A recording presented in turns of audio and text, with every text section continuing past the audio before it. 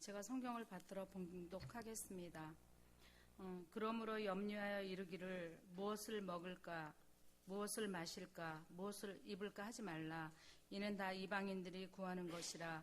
너희 하늘 아버지께서 이 모든 것이 너희에게 있어야 할 줄을 아시느니라. 그런즉 너희는 먼저 그의 나라와 그의 의를 구하라. 그리하면 이 모든 것을 너희에게 더하시리라. 아멘. 아멘.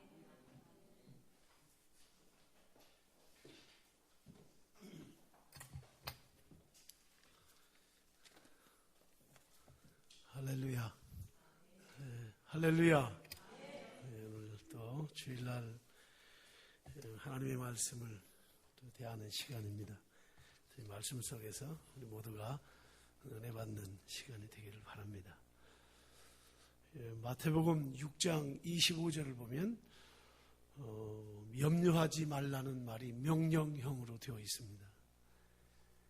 근데 저는 오늘 좀 설교하면서 청개구리 같은 마음으로 여러분들이 염려를 좀 많이 하라고 그렇게 말하고 싶어요. 많이, 아주 염려를 좀 많이 하도록.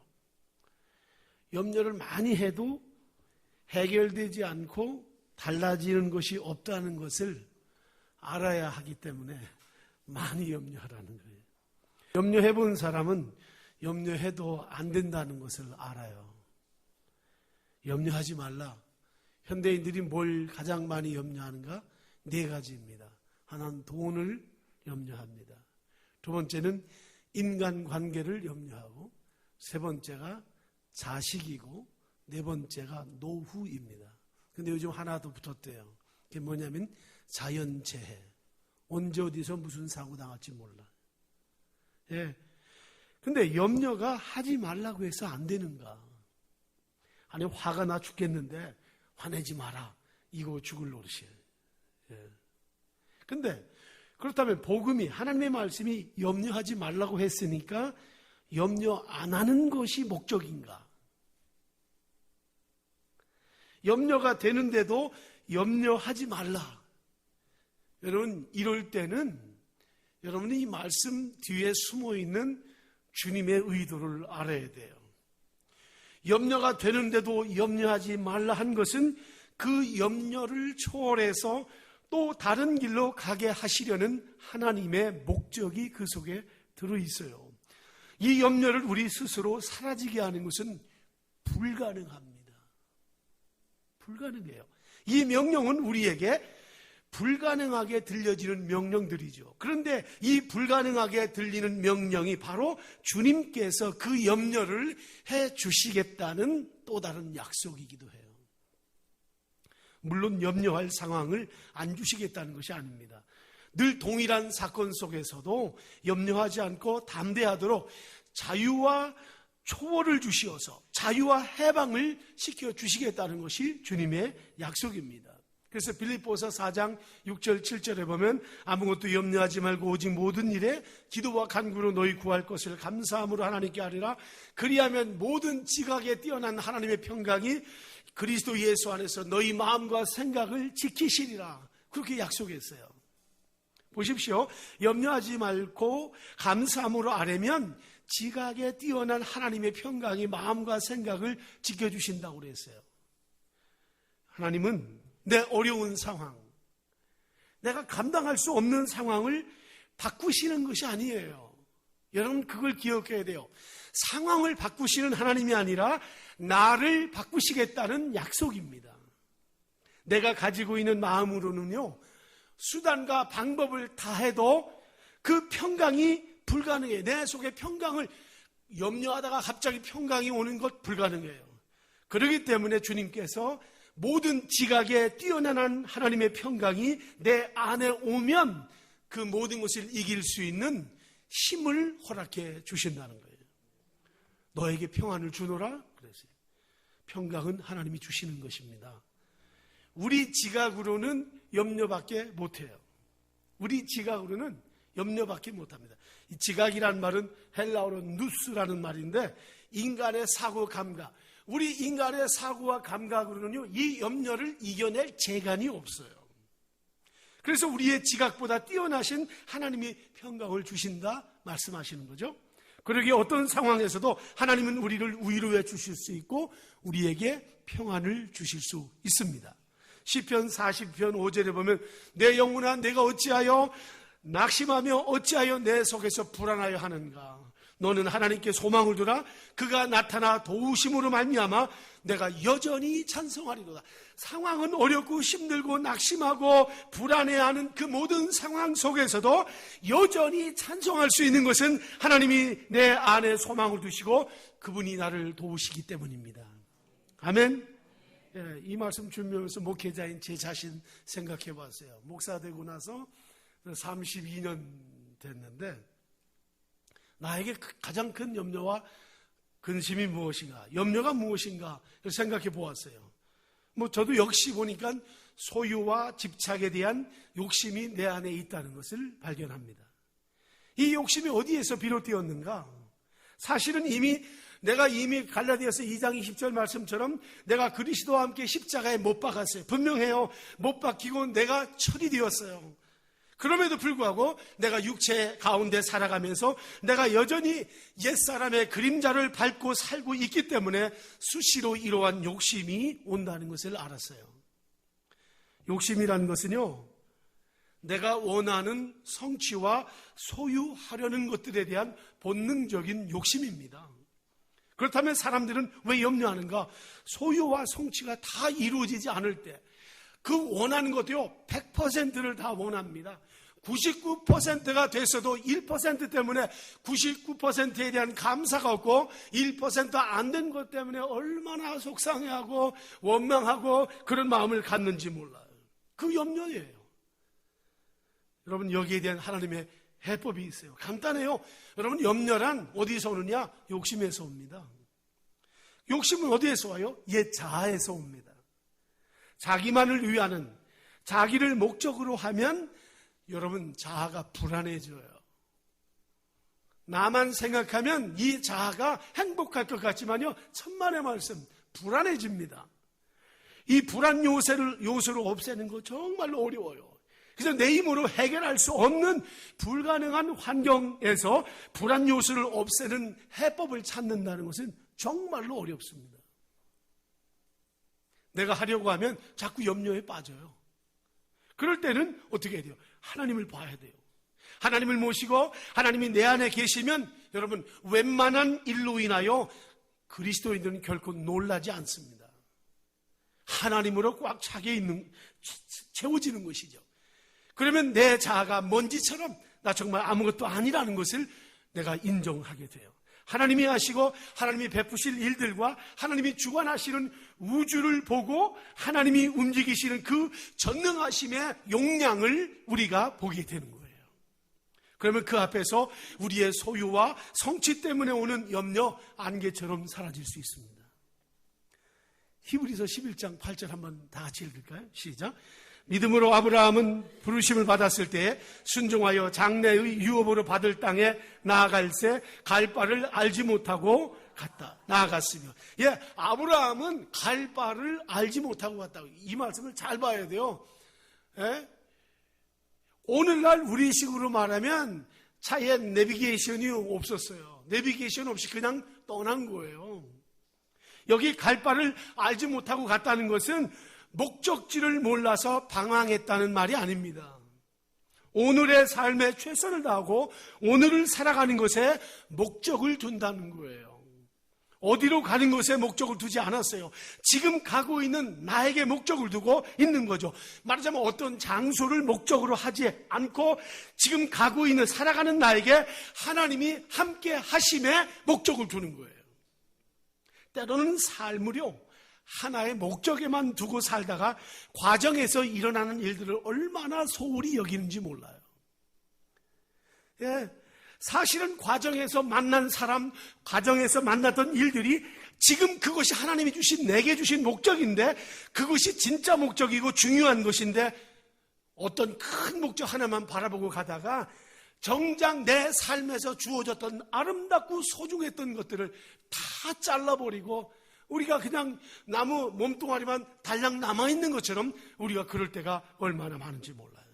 오늘날 만남이 그래서 오늘 우리가 소중한 겁니다. 그래서 오늘 예배에 여러분이 여기 예배에 와서 함께 만나고 교제하는 것이 중요한 거예요. 나 이렇게 하고 나중에 어떻게 될 것이다. 여러분 그건 성경적이지 않아요. 지금 잘못됐는데, 지금 기쁨이 없는데, 지금 감사가 없는데 어느 날 가서 감사가 오고 어느 날 기쁨이 온다. 천만의 말씀.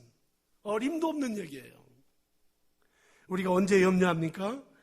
지나친 목적의식 때문에 염려가 옵니다. 거기에서 자유할 수 있어야 돼요. 너무 지나치게 목적 중심은 그것 때문에 너무나 많은 것들을 잃어버리게 됩니다. 생각 없이 산다는 말이 있어요. 나는 이 말이 참 좋아요, 사실은. 너무 목적 중심, 너무 성취 중심으로 살지 말자는 것이죠.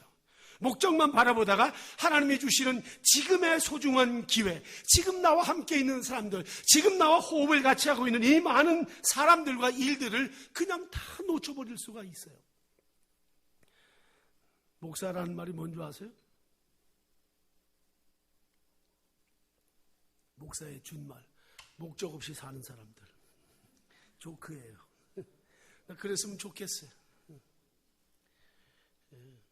오늘의 이 일이, 지금 내가 만난 사람, 내가 지금 가까이 하는 그 사람이 하나님이 내게 오늘 은혜를 함께 나누라고 주신 사람이구나 하는 순간순간 그런 하나님의 생각으로 가득 채워져야 돼요. 지나친 목적의식은요, 너무 피곤해져요, 사람이. 그리고 염려가 많아요. 그래서 그런 사람들은 다른 사람들보다도 더 열심히 해요. 기도도 더 많이 하고 봉사도 열심히 더 열심히 해요. 그러면서도 또 하나님께는 이렇게 기도해요. 하나님 나 이거 너무 힘들어요 하고 기도하면 하나님 뭐라고 얘기해요? 야 니나 힘들지 내가 힘드냐? 하나님 저 너무 부족해요. 내가 부족한데 이 부족한 거 없어지면 좋겠는데. 야 네가 부족하지 내가 부족하냐? 뭐예요? 생각 없이 사는 것 같지만 온종일 하루 종일 하나님의 생각이 내 안에 들어와서 그 생각이 지배되고 함께 살아가는 사람들과 삶을 누리는 것, 이런 은혜가 있기를 바랍니다. 이 다윗이 여기에 대해서 멋진 삶을 살았어요. 한번 다윗을 한번 성경 볼까요? 사무엘상 17장 같이 읽겠습니다. 다윗이 사울에게 말하되 그로 말미암아 사람이 낙담하지 말 것이라 주의 종이 가서 저 블레셋 사람과 싸우리이다 하니 사울이 다윗에게 이르되 내가 가서 저 블레셋 사람과 싸울 수 없으리니 너는 소년이요 그는 어려서부터 용사임이니라. 사람이 언제 염려하는가 하면요, 가능성을 계산하기 시작하면 그때부터 염려하게 됩니다. 가능성을 염려하면 그때부터 계산하면 염려해요. 사울이 다윗을 보고 뭐라고 하냐면 네가 저 골리앗을 이길 수 없어. 네가 어떻게 저 골리앗을 이겨? 불가능해. 포기해. 그 말이에요. 너는 소인이고 저는 대인이야. 저는 장부야. 장수야. 사울은 다윗의 가능성과 현재의 상황과 다윗의 능력과 그리고 지금 엘라 골짜기에 대치하고 있는 대적 골리앗의 거대함을 보면서 불가능하다고 했어요. 가능성에서 불가능으로 이 다윗을 그렇게 평가했습니다. 골리앗 앞에서 다윗은 작은 콩처럼 보인 거죠. 마치 태양이 초를 녹일 때처럼. 어마어마한 거죠. 여러분 태양이 초를 녹일 때 그걸 뭐라고 말하는지 아세요? 태양이 초를 녹이는 그 말을 뭐라고 하는지 아세요? 녹초. 심장을 녹초로 만들어 놔. 심장이. 그 거대한 골리앗 앞에서 사울이 자신이 없어요. 사울이 자신이 없어요. 자기도 자신이 없는데 근데 형편없는 그 경험도 없을 것 같은 저 다윗이 싸우겠다고 나오는 거예요. 나의 가능성과 대적의 거대함을 보면서 정말 녹초가 돼버리고 만 거죠. 대적을 보기만 해도 심장이 녹아지는 거예요. 여러분 이럴 때 어떻게 해야 하는가? 이럴 때 어떻게 하겠다? 도무지 이거 불가능해. 나 이건 내 앞에 이걸 가지고 내가 어떻게 해? 이럴 때 여러분 어떻게 하십니까? 어떻게 해야 되겠어요? 대답이 어디에 있을 것 같아요? 성경에 있어요. 따라합시다. 모든 내 삶의 퀘스천은 성경에 답이 있다. 여러분 다른 데서 찾으려고 하지 마세요. 다른 데서 찾으려고 해봤자 거기가 도찐개찐이에요. 뭐 세계적인 학자가 와서 말해도 거기에요. 그 감동 없어요. 성경 하나님의 말씀을 들어야 돼요. 아멘. 고린도후서 4장 18절 한번 같이 봅시다. 시작. 우리가 주목하는 것은 보이는 것이 아니요 보이지 않는 것이니 보이는 것은 잠깐이요 보이지 않는 것은 영원함이니라. 아멘. 예, 그리스도인은 앞에 어마어마한 일들이 생겨가지고 불가능하다고 할 때는 그냥 눈 감아버리면 돼. 이 말이에요, 이 말. 눈 감아. 보이는 것 때문에 근심하지 말라. 보이지 않는 하나님의 절대적인 힘이 그 속에 있는데 그걸 보는 눈을 가지라는 것이 예수님의 말씀이에요. 보이는 것은 잠깐이고 보이지 않는 것은 영원. 보이지 않는 것이 뭐예요? 하나님의 힘입니다. 우리는 가능성에 살지 않고 하나님을 의지하며 삽니다. 생각을 보면 되는 거죠. 그 생각을 보면 하나님 생각하는 것. 그러면 이 가능성 때문이 아니라 모든 해결이 하나님께로부터 온다는 것을 알게 됩니다. 그때 담대해지는 거예요. 다윗은 눈에 보이는 것 보지 않았어요. 골리앗 보지 않았어요. 누굴 봤어요? 보이지 않는 하나님을 보았습니다. 그러니 다윗이 뭐요? 겁이 없는 사람이에요. 겁이 없었어요. 다윗은 성경 있는 걸 그대로 보면 겁 없어요. 인간적으로 보면은 자기 주제도 모르는 사람이라고 그냥 다 욕하는. 사울이 욕하는 거 아닙니까? 다윗을 보고 주제도 모르는. 지 주제나 알지. 주제나 알지. 근데 또 하나 주제 모르고 살아야 편해. 자기 주제, 자기 자존감 맨날 드러내다가 인생 비참해져요. 내가 오늘 사실 자존감에 관한 부분을 이 페이지에 이렇게 위에 이만큼을 차지했는데 다 지워버렸잖아요. 오늘 새벽에. 야, 이거 자존감까지 얘기하면 헷갈릴 것 같다. 그래서 내가 안 했어요. 여러분, 예.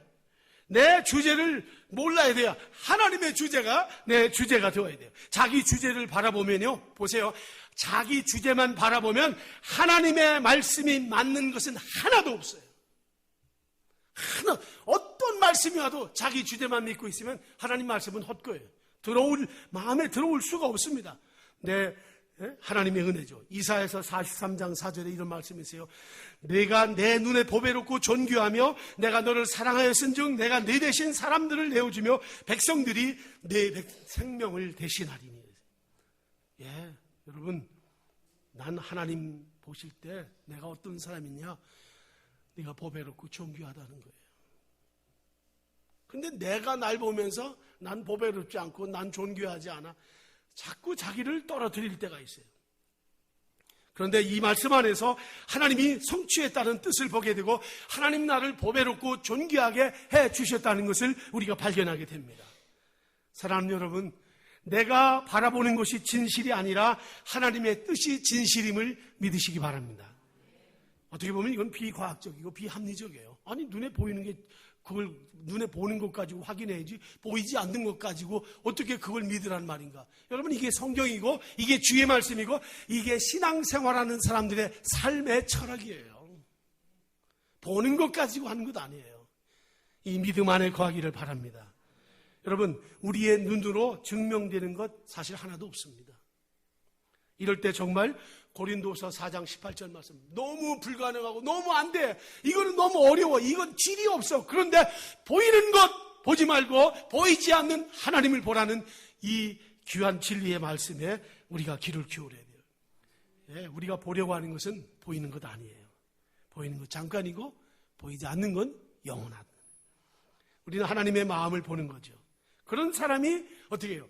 다윗처럼 정말 주제 모르고 골리앗에게 막 달려갈 수 있는 거예요. 자기 주제 알면 못 가, 골리앗한테. 하나님 보니까 갈 수 있는 겁니다. 예.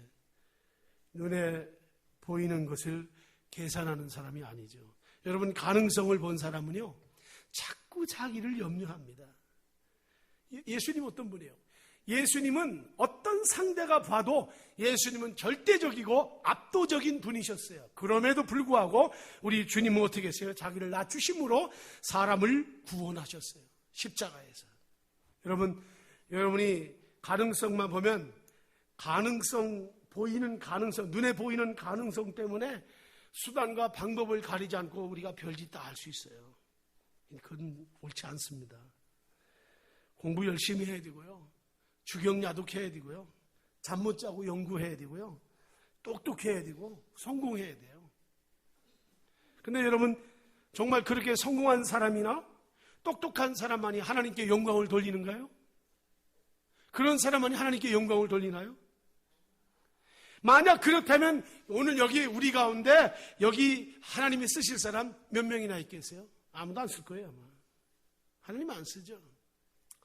알란가 몰라.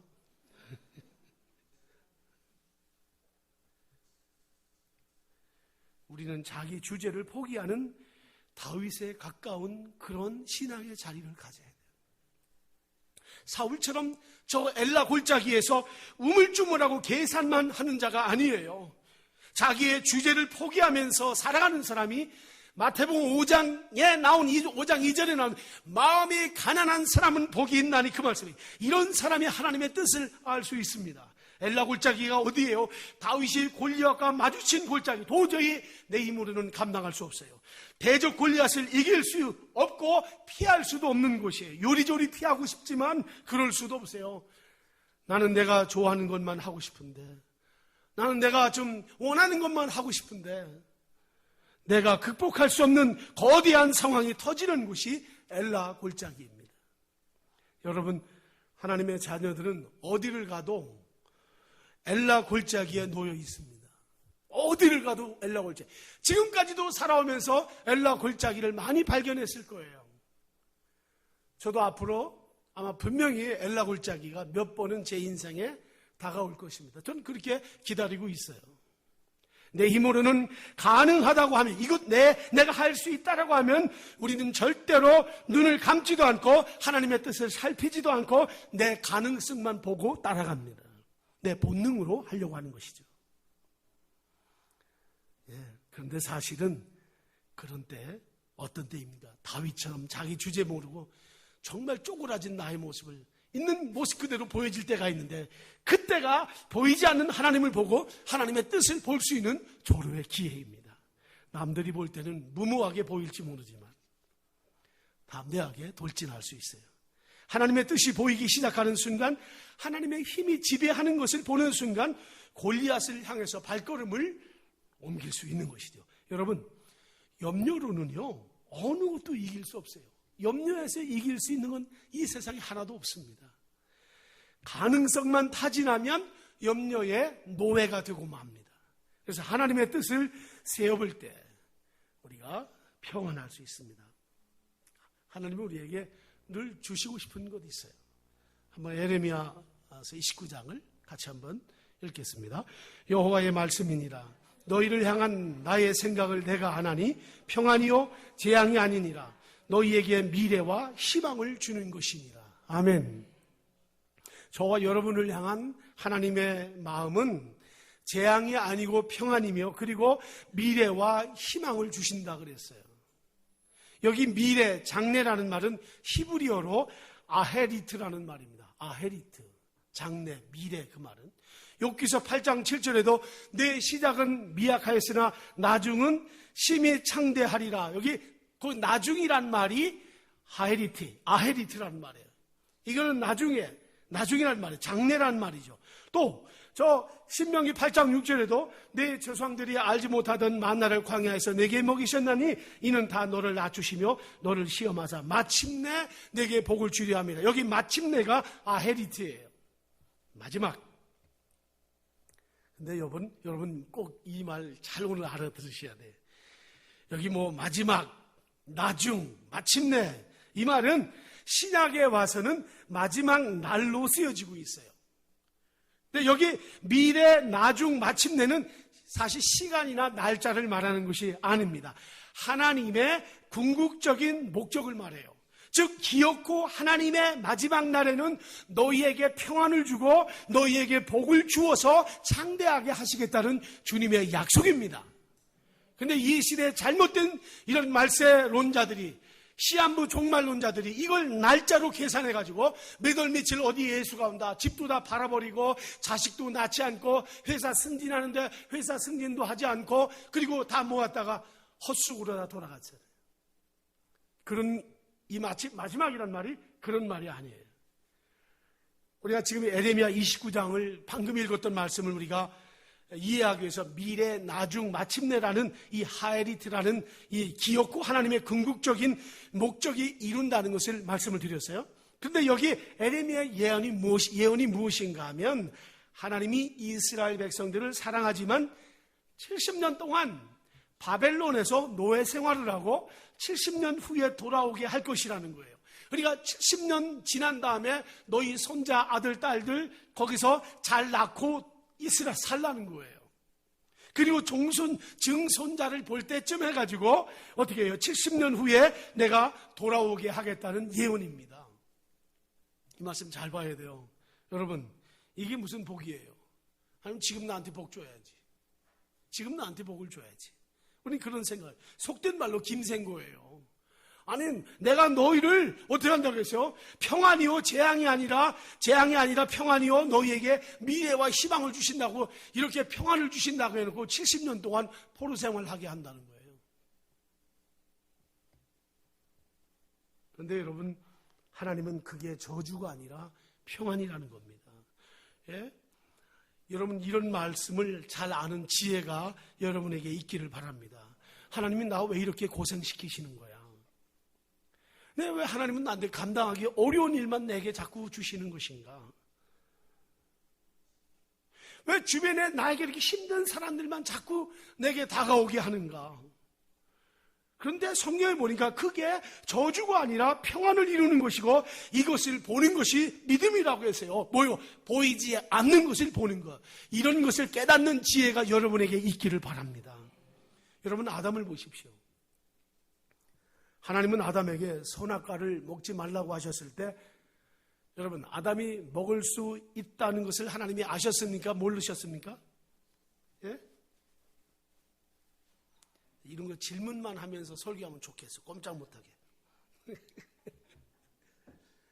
아셨죠? 하나님은. 다 아세요. 그런데 하나님이 선악과를 에덴에 놓으셨을 때, 여러분, 잘 들으셔야 돼요. 아담 죽이려고 거기에 선악과 놓으셨습니까? 이 질문 하나만 돼도 여러분 오늘 설교에 굉장한 걸 얻으신 거예요. 하나님 거기에 아담 죽이려고 선악과 놓으셨습니까? 아니죠. 그렇다고 해서 하나님이 아이고 저놈이 저거 먹을 테니까 저거 먹으면 안 되지, 저 안에 있는 독을 없애버려야지, 하나님 그렇게 했습니까? 그렇게 한 것도 아니에요. 하나님 다 하셨어요. 따라합시다. 다 하시는 하나님. 거기에 무슨 군소리가 필요해요? 근데 우리는 맨날 군소리 하잖아요. 그것 때문에. 전지전능, 올마이티 갓, 전지전능하신 하나님, 그 앞에서 무슨 거기에서 이유가 그렇게 많고 항의가 있습니까?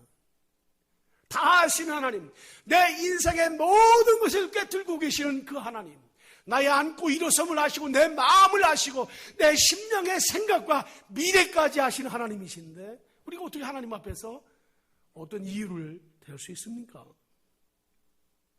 하나님은 이런 때 다른 계명을 주시는데 어떻게 합니까? 범죄한 아담, 이미 끝난 아담을 찾아가시잖아요. 내려가시잖아요. 아담이 죄인이었을 때 그 죄인을 회복시키시고 아담의 영혼을 거듭나게 하시는 계획을 갖고 계신 분이 하나님이세요. 왜요? 아시기 때문에. 다 아시기 때문에. 우리 소관이 아니에요. 우리는 몰라요. 성경을 보니까 하나님 그렇게 하셨어요. 하나님은 우리의 앞날을 아십니다. 그러게 다 아세요. 그러기에 하나님은요, 우리가 행복하고 형통하고 잘되고 건강할 때, 그때 선한 때만 찾아오시는 분이 아니라 죄를 짓고 고통할 때도 찾아오시는 분이라는 것을 이 말씀을 통해서 우리가 알아야 돼요.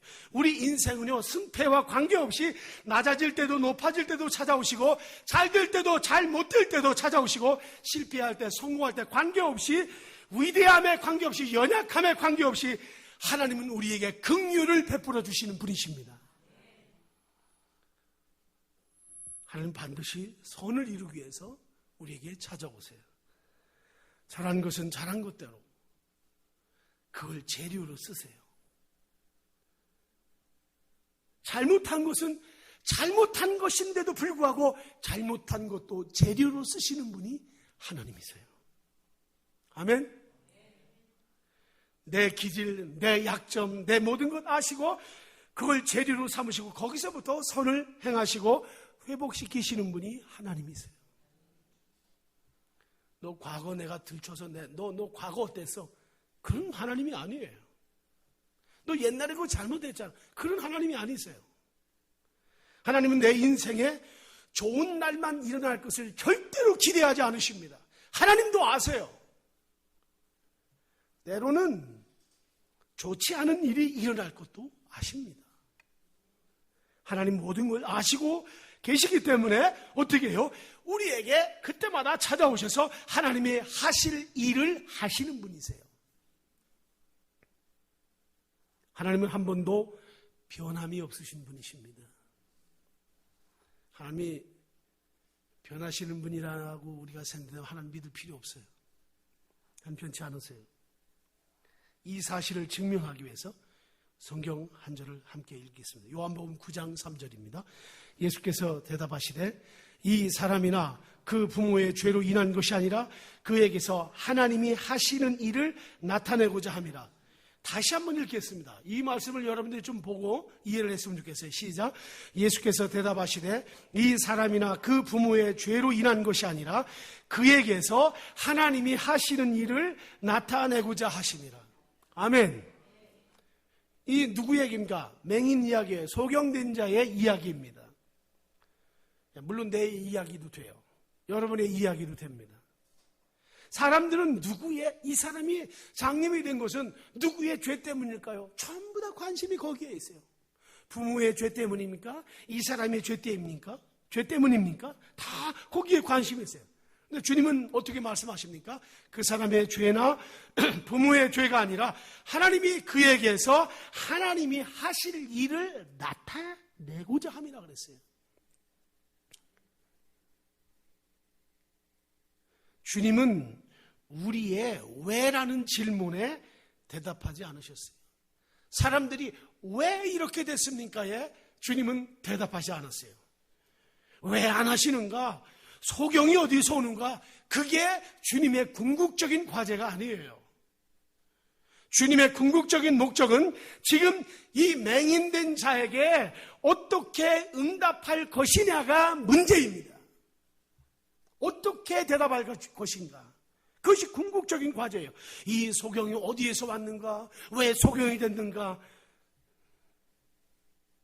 이건 주님이 그런 거에 대해서는 관심이 없었어요. 이 일에 대해서 어떻게 응답하실 것인가가 하나님의 과제입니다. 여러분, 우리 교회 신앙생활할 때 이걸 늘 기억해야 돼요. 우리가 성경을 잘못 이해하면은 하나님은 고통을 주셔가지고 그 고통 가지고 하나님 영광 받으시려고 사람에게 가끔 고통을 주시는구나. 정말 성경을 정말 깡통으로 아는 사람들이 얘기해요. 하나님이 그런 분이세요? 하나님이 그런 장난하시는 분이에요? 고통을 줘가지고서 영광 받으시려고 하나님이 그러신 분이냐 말이에요. 절대 하나님 그런 분 아니에요. 여러분, 우리 인생에는요, 내가 원치 않는데도 얼마나 많은 일들이 일어납니까? 상상도 할 수 없는 일들이 매일 일어날 때도 있어요. 중요한 것은 하나님은 그것이 어떤 일이든 간에 지금 그 일에 대해서 하나님의 의지를 나타내기 위함이라는 것을 우리가 기억해야 돼요. 우리는 자꾸 하나님의 영광이라는 말이 너무 머릿속에 들어가 있어서 뭐든지 하나님의 영광 위해서 그렇게 너무 치부하면 안 돼요. 말씀을 잘 봐야 돼요. 하나님이 뭐 병 주고서 병 고쳐놓고서는 영광 받으시려고 하신다? 하나님 그런 분 아니에요. 어떻게 하나님이 그러신 분입니까? 묻지 않았어요. 이 말씀에서는 절대 묻지 않았어요. 다만 그 일에 대해서 주님이 무엇을 대답하실 건가? 우리가 그래서 중요한 거예요. 여러분, 전도할 때도 뭐라고 했어요? 전도할 때도 그 사람 앞에 가서 힘센 자, 권력 있는 자 앞에서 무슨 얘기를 할 것인가 걱정하지 말아라. 성령께서 그때 너에게 대답할 것을 주시리라 그랬어요. 우리는 그런 생각 안 하고 저 사람한테 가서 무슨 얘기를 할까? 옛날 얘기를 할까? 우리 쓸데없는 걸 생각하는 거예요. 그 사람이 무슨 직업이래지? 그 사람이 어디서 공부했대지? 여러분, 그 아무 소용없어요. 성령의 도우심을 하고 지금 그에게 필요한 것이 무엇인가? 주님의 대답이 거기에 있었다는 것. 그런데 하나님은 왜 이렇게 하시는가? 하나님은 모든 걸 아시기 때문에 그래요. 하나님이 아셨기에 하나님은 모든 일이 합력하여 최고의 선을 위해서 준비하시는 거예요. 여러분, 모든 일이 합력하여 선을 이루기 위해서 전혀 상상할 수 없는 일들 속에서도 하나님은 사랑하시는 자들을 인도하셨습니다. 아담처럼. 아담이 범죄해가지고 나무 숲에 숨었잖아요. 하나님 찾아가시잖아요. 하나님 찾아가세요. 하나님이 아셨기 때문에 거기에 찾아오셨고 거기에서 하나님이 하실 일을 반드시 이루실 것이라고 축복하신 것입니다. 아셨기 때문에 반드시 선을 이루실 것이기 때문에 어떤 상황에서도 염려하지 않은 것입니다. 왜냐하면 내가 너희에게 주려고 하는 것은 미래의 희망이고 재앙이 아니라 평안이라고 그랬어요. 너희는 재앙이라고 할지 모르지만 평안하라는 것이죠. 평안이라는 거예요. 70년 포로 생활하는 것도 왜 눈이 멀었는지는 몰라도 주님은 재앙이 아니라 평안이라고 우리에게 말씀 주시고 있어요. 오늘 저의 설교하는 것이 단지 여러분에게 이론이 아니고 주일날 한 번 듣는 설교가 아니기를 바랍니다. 이론이 아니라 그런 상황에서도 우리가 동일한 믿음을 가지기를 저는 소원해요. 그리고 그 상황에서도 내가 너희에게 주려고 하는 모든 것은 미래의 희망이고 재앙이 아니라 평안이라는 사실 앞에서 우리도 그렇게 믿고 기도하고 받아들이면서 찬송하는 그런 성도들이 되기를 소원합니다. 내가 너희에게 주려고 하는 것은 미래의 희망이고 재앙이 아니라 평안이라는 이 말씀이 오늘 이 시간 여러분에게 실제로 다가올 수 있기를 바랍니다. 우리 묵상하면서 한 1분간 같이 기도했으면 좋겠어요. 오늘 이 말씀 기억하면서 같이 기도하십시다. 한번 기도하겠습니다. 다 같이 기도하겠습니다. 여러분들 같이 함께 이 말씀 기억하면서 기도하십시다. 하나님 감사합니다. 주님의 말씀으로 우리에게 주시고 교환 주신 것을 감사합니다.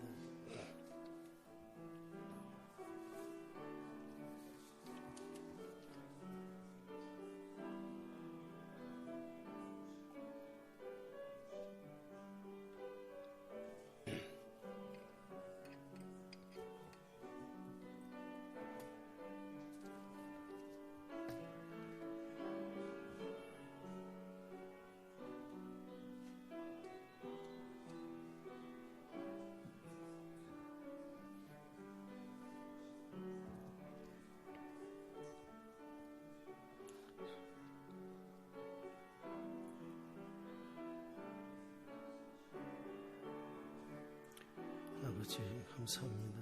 도와주시면 고맙습니다.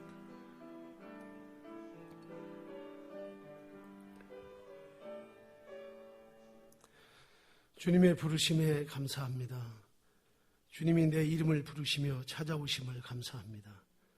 숨어 지내야 했던 아담을 부르신 주님께서는 아담에게 의의 옷을 입혀주셨습니다. 그와 같은 동일한 상황에서 벌벌 떨고 있던 우리에게도 그리스도의 의의 옷을 입혀주셨음을 감사합니다. 세상이 줄 수 없는 하나님의 평안과 사랑을 주신 은혜에 감사합니다. 주님, 우리가 교만하지 않고 자신을 과신하는 일이 없게 하시고 가능성만 보고 계산하지 않게 하옵소서. 오늘 염려하는 나의 굴레에서 벗어나 하나님의 넉넉한 팔에 안기기 원합니다. 하나님이 펼쳐주실 것들이 부족한 우리를 통해 이루어 주시고 저 엘라 골짜기에서 하나님이 하신 일을 보며 사는 이가 되기를 원합니다. 그리고 마침내 거기에서 찬양하고 감사하고 기도하게 하옵소서. 예수님의 이름으로